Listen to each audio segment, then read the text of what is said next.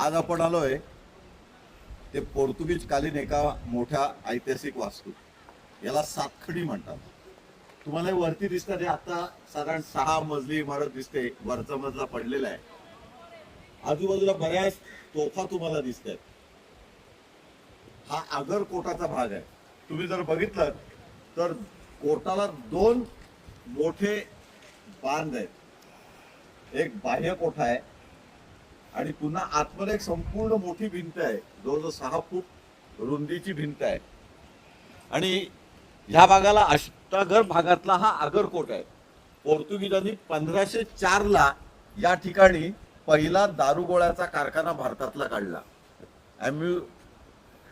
इथे स्वतंत्रपणे तो कारखान्याची नोंद आजही इथे शिलालेखावर एका आहे. याच भागामध्ये पोप फ्रान्सिस हा इथे आला होता साधारण 16व्या शतकात. आणि त्याचा मोठा महोत्सव, भारतातला सर्वात मोठा महोत्सव हा रेवदंड्यात झाला होता. त्याचा शिलालेख आणि पोपची आणि राजघराण्याची मूर्ती इथे पडलेली आहे. हे सातखडी जवळच इथे जवळच अंडरग्राऊंड भुयार आहे. असं म्हणतात की ते कोर्लेला जायचं. कोर्ले म्हणजे या खाडीच्या पलीकडे असलेला किल्ला. खरं खोटं माहिती नाही, परंतु गिर्यारोहकांनी ते बुरुज खोदला होता. त्याचं वैशिष्ट्य असं की जमिनीखाली 14 फूट गेल्यानंतर जिवंत राहण्यासाठी, वायू विजण्यासाठी झरोके काढलेले रस्त्यावर होते. ते इथेच आहेत, याच भागात आहेत. याला आगरकोट म्हणतात. इथे बऱ्याच ठिकाणी तोफा अशाच पडल्या होत्या. बंगलेवाल्यांनी त्या चोरल्या, त्यांच्यावर कार्यवाही झाली नाही. पुराणवस्तू संशोधन खात्याने आता इथे थोडी काळजी घ्यायला सुरुवात केलेली आहे. दुर्दैव असं या भिंतीच्या पलीकडे तुम्हाला टेंट रिसॉर्ट दिसतील. मोठ्या प्रमाणात डीजे पार्ट्या चालतात. रात्रभर नाचगाणी असतात. काही ठिकाणी ड्रग्ज पकडली गेलीत. पण शासनाचं दुर्दैवाने याच्याकडे दुर्लक्ष होतंय. अगदी हाकेच्या अंतरावर पोलीस स्टेशन आहे. आम्हाला नेमकं शाश्वत पर्यटनामध्ये हे अपेक्षित नाही. आम्ही जे कार्यकर्ते आहेत तिथे विश्वास जोशी आहेत. चौलमध्ये स्वतः रिसॉर्ट आहे.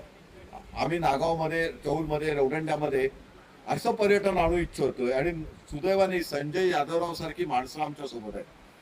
शिवस्वराज्य संस्था त्यांची आहे. उद्देश हा आहे की इथे हेरिटेज पर्यटन यावं. इथे पौराणिक वास्तूंना महत्व दिलं जावं. ऐतिहासिक वास्तू लोकांनी बघाव्यात. इथे चांगले प्रशिक्षित गाईड शासनाने आणावेत आणि या वास्तूंचं रक्षण आणि पावित्र्य दोन्ही राखलं जावं. या किल्ल्याचं स्वच्छता राहावी. आणि किल्ल्याच्या पलीकडे जो अथांग समुद्र आहे, खाडी किनारा आहे, तिथे पूर्वी जो व्यापार होता, म्हणजे गेले 2200 वर्ष इथे व्यापार चालायचा. जेव्हा मुंबई अस्तित्वात नव्हतं तेव्हा चौल बंदर जगाशी व्यापार करायचं. अगदी चीन पासून युरोपियन कंट्रीज पर्यंत हा व्यापार चालायचा. नंतर भारताचा शोध लागलाय. पण चौलला ही जी जहाजं मोठी यायची, त्यांचं वाहतूक चालायचं. चौलला चंपावती नगरी म्हणायचे. या भागाला रेवती नगरी म्हणायचे. चंपावती रेवती क्षेत्राचा उल्लेख संत नारायणाच्या पूजेत पुराण काळापासून आहेत. इथे बुद्धकालीन लेणी आहेत. इथे केवळ पोर्तुगीजांचे किल्ले नाहीत, इथे शिवकालीन किल्ले आहेत. संभाजी महाराजांनी इथे बांधलेला किल्ला आहे, त्यांना तो अर्धवट सोडून जावा लागला. गोळबादेवी परिसरात त्याच्या भिंतीचे अवशेष आजही आहेत. बरं, एवढंच आहे का? तर मोगलकालीन वस्तू आहेत. हमामखाना आहे, नाचणीचा महाल म्हणजे डान्सिंग हॉल आहे. आणि इथे सातवाहन काळातल्या 2 फुटाच्या विटा, भाजलेल्या विटा मिळालेल्या आहेत. आणि ते राजवाड्याचे 45 फुटाचे अवशेष आजही आपल्याला बघायला मिळत आहेत. इथे बांगडीचा कारखाना होता. काचेच्या बांगडीचा कारखाना इथला प्रसिद्ध होता. इथे आफ्रिकन मुस्लिमांच्या कवठ्या म्हणजे आदी मानवाच्या कवठ्या इथे मिळालेल्या आहेत, ज्याचा ॲबनॉर्मल आकार चुने कोळीवाड्यात मिळालाय.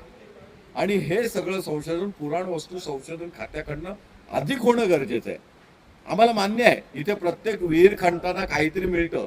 त्यामध्ये विशेषतः चिनी मातीची भांडी मिळतात किंवा दारूची भांडी, ज्याला मातीची मडकी, रांजण म्हणतात, ते मिळतात. पण इतरही अवशेष मिळतात. तांब्या पितळेची भांडी मिळतात. 8 फुटाच्या खाली वस्तू मिळत आहेत आणि प्रत्येकाच्या वाडीत मिळत आहेत. कुठलाही वाडीवाला खोदायला परवानगी देणार नाही, परंतु जे मिळते त्याचं रक्षण करावं. इथल्या ग्रामपंचायतीने, महाराष्ट्र शासनाने एखादं पुराण वस्तू संशोधन खात्याच्या मदतीने ऑथेंटिक वस्तू संग्रहालय करावं. इथे अनेक देवालय आहेत. आता देवालयाचा जीर्णोद्धार होतोय, पण तो RCCचा होतोय. आम्हाला अपेक्षित असं आहे की इथली जी लाकडाची कला आहे ती प्रिझर्व्ह होणं गरजेचं आहे. इथलं लाकूड काम, इथलं जुनं ओतीव लोखंडाचं काम, जे इंग्रज काळांच्या पूर्वीचं, पोर्तुगीज काळातलं, डच काळातलं होतं, ते भंगारच्या भावात चोरलं जातंय, विकलं जातंय. याचं शल्य आम्हाला आहे.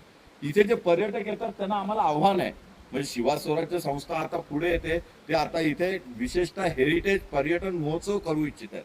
आमचा सर्व सहकाऱ्यांचा त्यांना पाठिंबा आहे. याचं कारण हेच काही इथे येणाऱ्या पर्यटकांची मानसिकता आम्हाला बदलायची आहे. आम्हाला इथे गोवा बनवायचं नाही, आम्हाला इथे बँकॉक पटया बनवायचं नाहीये, इथे आम्हाला ड्रग्जचे कारखाने नको आहेत.